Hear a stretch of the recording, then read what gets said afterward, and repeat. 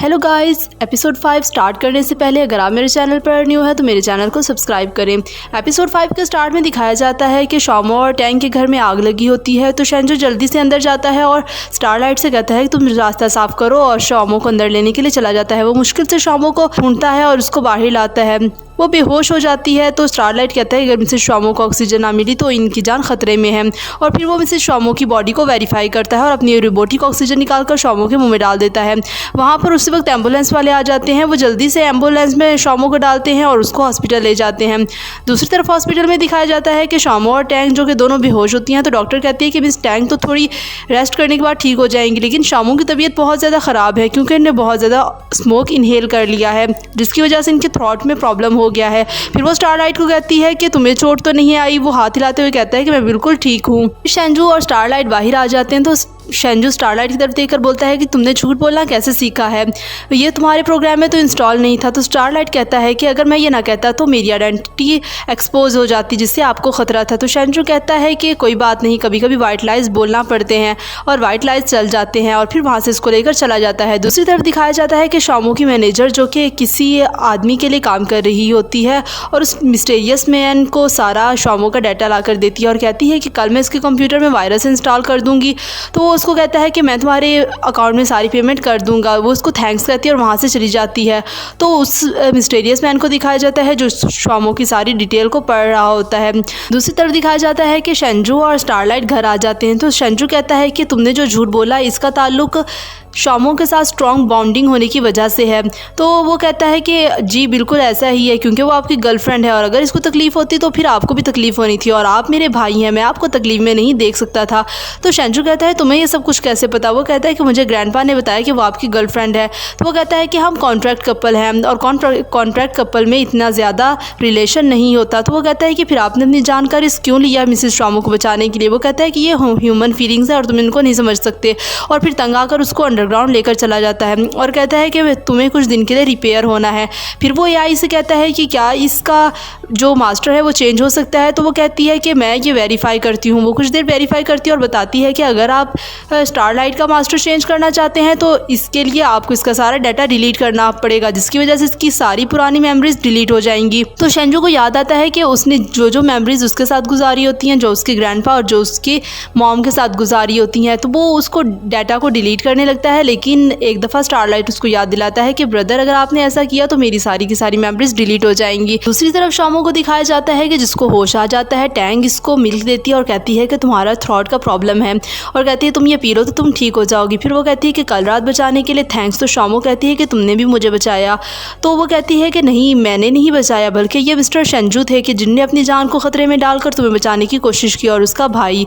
तो वो कहती है कि क्या वाकई है। तो वो कहती है क्या तुम्हें याद नहीं। तो फिर उसको याद आता है कि किस तरह शेंजू ने और स्टारलाइट ने उसको सेव किया था। फिर वो कहती है हाँ मुझे याद आ गया। तो टैंग उसको कहती है कि क्या तुम अब भी उसको थैंक नहीं बोलोगी, उसने तुम्हारी जान बचाई है। तो फिर वो उसको थैंक्स बोलने के लिए मैसेज करने लगती है, लेकिन देखती है कि वो उसका कॉन्टैक्ट नंबर डिलीट हो गया है। तो फिर टैंग कहती है कि क्या तुमने उसका कॉन्टैक्ट नंबर डिलीट कर दिया। तो वो कहती है हाँ हमारी थोड़ी लड़ाई हुई थी जिसकी वजह से मैंने उसका कॉन्टैक्ट नंबर डिलीट कर दिया है।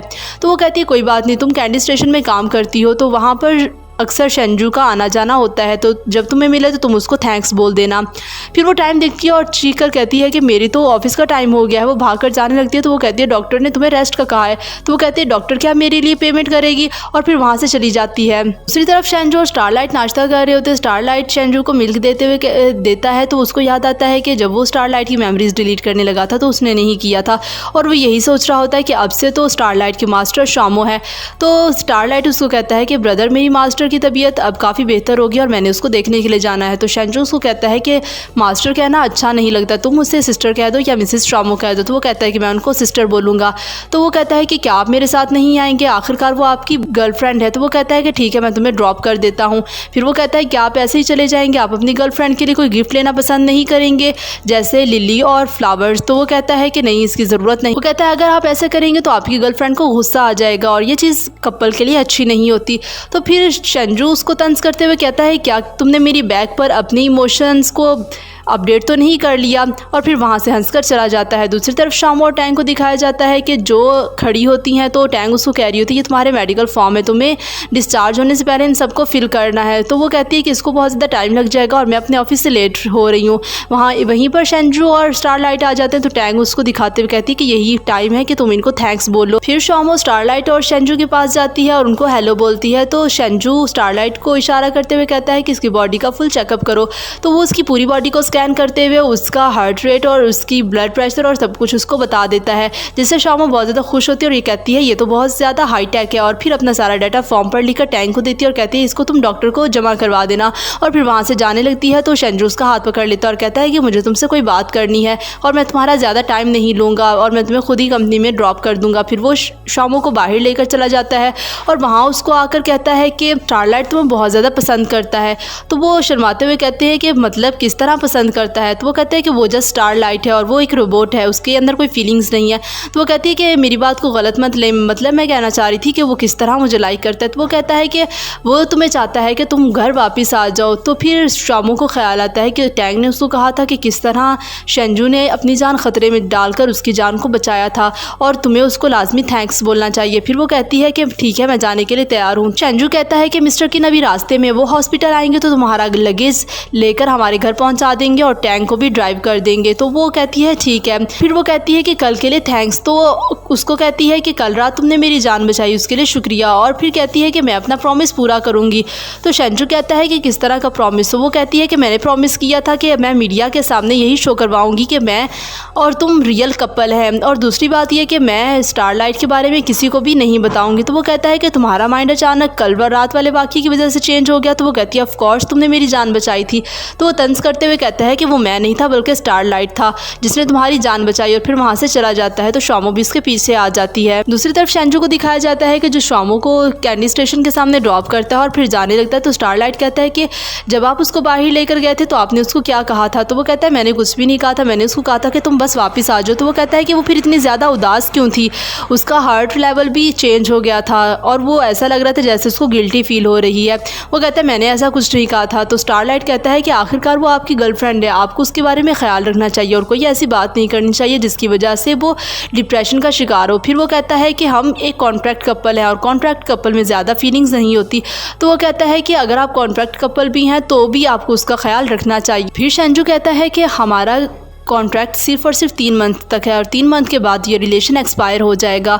तो फिर स्टारलाइट उसकी तरफ देखते हुए कहता है कि आप क्या मिसेस शामू को बिल्कुल भी लाइक नहीं करते। तो वो कहता है कि नहीं लाइक करता। फिर वो वहाँ से चले जाते हैं। शामू को दिखाया जाता है कि वो अपने ऑफिस में आती है और अपनी कलीग्स को हेलो बोलते हैं। तो उसकी कलीग उसको कैंडी देते हुए कहती है कि ये खाओ तो तुम्हारा दिन अच्छा गुजरेगा। अभी वो बातें कर रही होती है कि वहाँ से मैनेजर आ जाती है और शामू की बहुत ज़्यादा इंसल्ट करती है और कहती है एक तो तुम काम पर लेट आई और दूसरा ये कि तुमने अपना टास्क भी कंप्लीट नहीं किया। क्या तुम्हें कंपनी इसलिए पेमेंट करती है कि तुम अपना टास्क ना कंप्लीट करो। और फिर उसकी कलीग उसको डिफेंड करने लगती है तो वो उसकी भी इंसल्ट कर देती है और ये कहकर वहाँ से चली जाती है कि सारे के सारे वर्कर्स बहुत ही ज़्यादा सुस्त हैं। और फिर चली जाती है तो शामू बहुत ज़्यादा डर कर बैठ जाती है। उसकी कलीग कहती है कि तुम परेशान ना हो, ये सिर्फ और सिर्फ जेलस है और कहती है कि तुमने इसके साथ फाइटिंग करनी है।